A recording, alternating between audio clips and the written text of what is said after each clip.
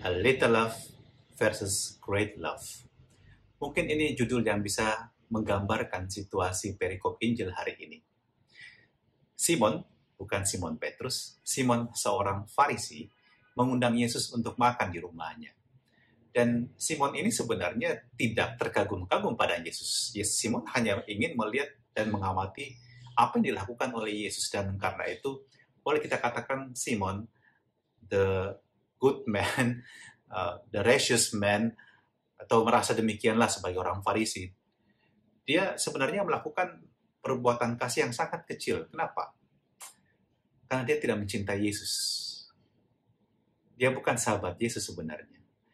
Pada umumnya orang-orang Yahudi ketika menyambut tamu, mereka akan berdiri depan pintu dan kemudian akan memegang pundak dan kemudian akan mencium pipi kiri, pipi kanan gitu sebagai tanda penghormatan kepada tamu. Lalu kemudian memerintahkan hambanya yang ada di situ untuk menyediakan air yang dingin untuk mencuci kaki supaya bersih dan sejuk setelah berjalan kaki tentunya.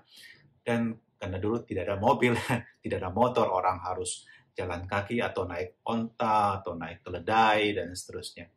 Dan kemudian hamba tersebut juga akan menyediakan air supaya tamu akan membasuh wajah mereka dengan air tersebut supaya juga segar dan mengeringkannya. Dan kemudian masih menawarkan lagi, salah satu kemurahan hati adalah memberikan minyak yang wangi untuk meminyaki rambut dari tamu tersebut supaya sedikit wangi. Anda bisa bayangkan perjalanan dari luar, panas, terik matahari.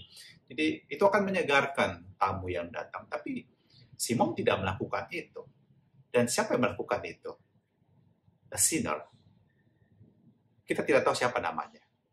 Lukas hanya mengatakan seorang perempuan yang berdosa yang dikenal di seluruh kota tersebut, dan dia adalah seorang wanita prostitusi. Ya, sangat negatif. Bagaimana dia masuk ke dalam? Saya nggak tahu bagaimana. Pada umumnya orang tidak akan membiarkan wanita tersebut atau wanita seperti itu masuk ke dalam pesta yang diadakan untuk orang yang terhormat.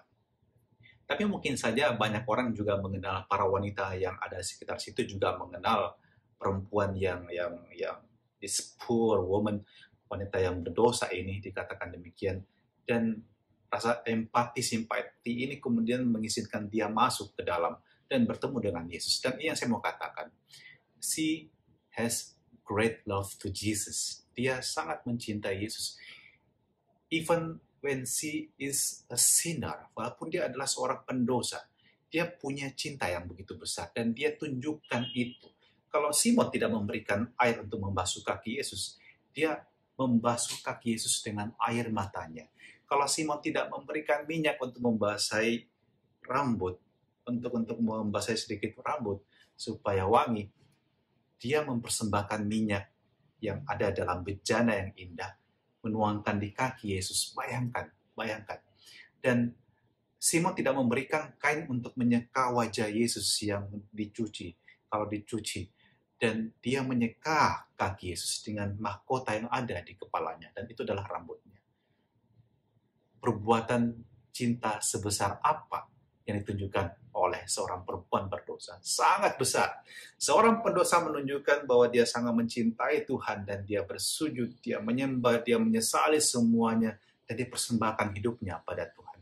Sementara Simon, si orang Farisi, merasa diri orang benar dan dia, who is Jesus actually? Dia sedikit skeptis tentang Yesus, dan itu kenyataan hidup kita kadang-kadang. Kadang-kadang kita kalau merasa diri hebat, kita skeptis terhadap orang lain, dan kita pandang enteng orang lain. Kita bahkan hanya mencari-cari kesalahan orang lain, dan bukan mengagumi dia dan belajar dari dia. Sebaliknya perempuan berdosa ini mau belajar. Dan ini saya kira titik permenungan kita hari ini. Kalau kita membuka diri dan kita mencoba untuk belajar menjadi positif, dan kita menimba sesuatu yang positif, itu akan perlahan-lahan memperkaya diri kita. Bahkan, Anda harus percaya juga bahwa sesuatu yang positif yang terus-menerus kita terima dalam hati kita, dalam pikiran kita, itu akan membentuk diri kita menjadi lebih baik lagi. I want you to watch this video. Nah, Anda lihat video di samping saya ini. Segelas air yang berisi, segelas yang berisi, kita katakanlah cairan yang kotor, Dan Anda bisa membayangkan bagaimana sebenarnya menghilangkan isi yang kotor ini. Anda bayangkan ini seperti bejana diri Anda, hati Anda, pikiran Anda. Dan ketika Anda bisa memilih, menuangkannya sekaligus, dan kemudian menjadi bersih, dan itu kayaknya sedikit mujizat bahwa orang yang hidupnya mungkin penuh dengan kesalahan dan dosa tiba-tiba menjadi malaikat. Ada juga istilah seperti itu, misalnya Santo Agustinus. Tetapi juga ada proses yang bisa dijalani seperti yang Anda lihat di video ini. Ketika Anda mengisi air terus-menerus, air tersebut akan menggantikan cairan yang kotor tersebut. Dan inilah yang bisa kita ilustrasikan apa yang kita mesti bangun dalam kehidupan kita. Kita membangun kehidupan kita dengan sesuatu yang terus-menerus positif. Memasukkan sesuatu yang positif dan ini akan membentuk diri kita menjadi lebih baik. Dan kuncinya apa? Kerendahan hati. Kerendahan hati mempersembahkan seluruh diri kita, seluruh hidup kita di hadapan Tuhan. Apapun yang kita hadapi, apapun persoalan kita, apapun juga ketakutan, kecemasan kita, rasa sakit kita, hati kita, pikiran kita, seluruh perjalanan hidup kita meskipun jadi berat, persembahkan kepada Tuhan. Seperti wanita yang berdosa yang datang kepada Yesus. Sujudlah di hadapannya, mohon belas kasih-Nya, dan tunjukkan cinta yang besar. Semakin besar cinta Anda tunjukkan, semakin besar pula berkat yang Anda terima.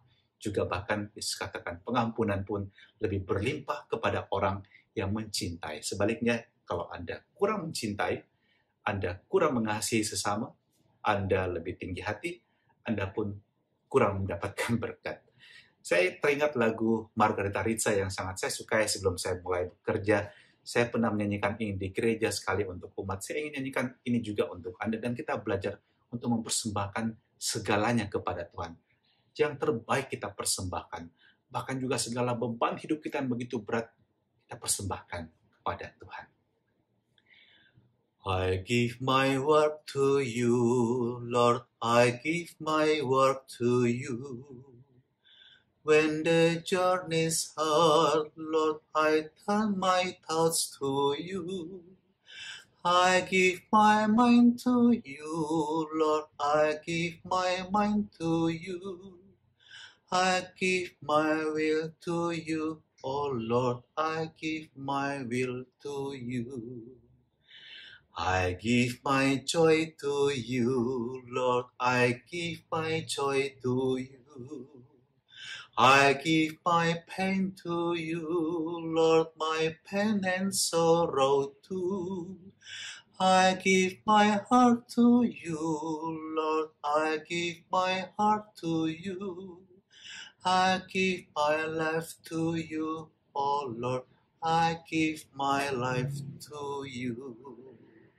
Persembahkan semuanya kepada Tuhan, even your sins, even your failures, the past.